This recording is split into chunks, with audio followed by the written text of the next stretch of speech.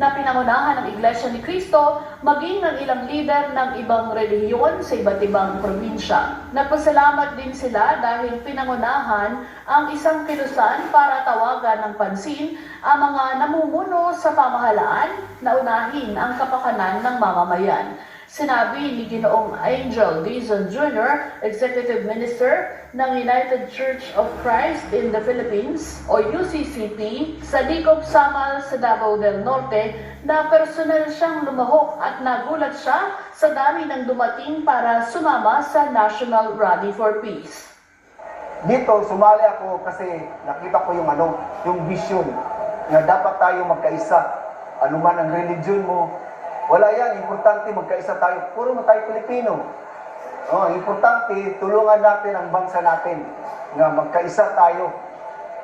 Dapat punta, i-stop na yung kuwan, kanang away-away. Kanang away-away, manggo, na mo sa personal interest. Dagdag pa ni Dizon na dapat magsilbing wake-up call ang ginawang malaking rally ng Iglesia ni Cristo, lalo na sa mga nasa lokal na pamahalaan. Hangad din niyang matigil ang katiwalian at maituon ng mga opisyal ng gobyerno ang panahon sa paglutas ng mga problema ng bayan.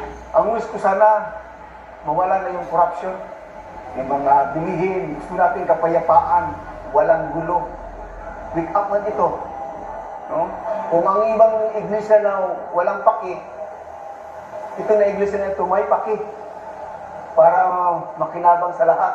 Hindi man ito sa iglesia lang, buong bansa. Ipagpatuloy yung magagandang layunin para sa kabutihan ng bansa. Salamat sa Iglesia ni Cristo.